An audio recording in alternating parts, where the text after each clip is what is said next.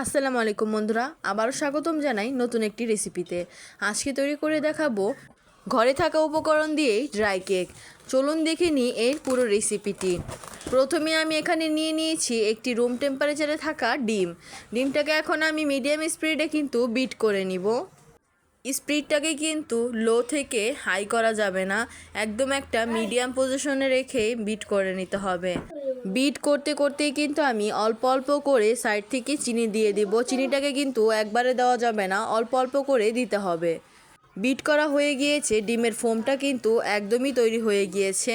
দেখতেই পাচ্ছেন কতটা সুন্দরভাবে কিন্তু মসৃণভাবে তৈরি হয়ে গিয়েছে।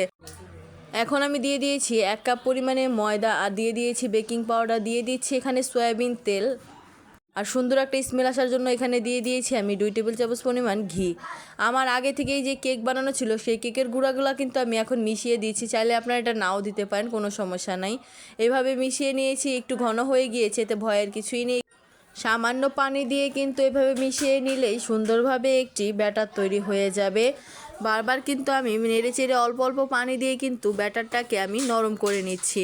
এদিকে আমি একটি মোল্ড নিয়ে নিয়েছি, দিয়ে দিয়েছি বেকিং পেপার, আর এখন দিয়ে দিচ্ছি আমি কিশমিশ দেওয়ার পর দিয়ে দিচ্ছি এখানে আমি চিনাবাদাম। আপনারা চাইলে আরও ড্রাই ফ্রুটস বা অন্যান্য ধরনের বাদামও ব্যবহার করতে পারেন।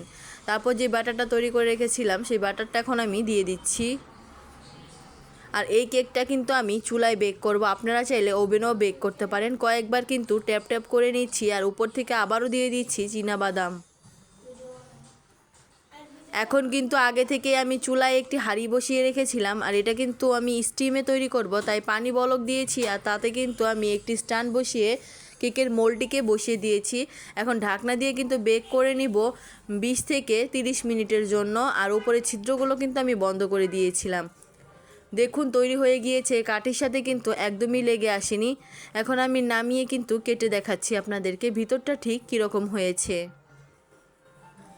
খেতে কিন্তু অনেক বেশি মজা হয়েছিল। রেসিপিটি ফলো করে বাসায় ট্রাই করবেন, আর ভালো লাগে যদি তাহলে কিন্তু লাইক কমেন্ট শেয়ার করতে একদমই ভুলবেন না। এতক্ষণ পাশে থাকার জন্য ধন্যবাদ।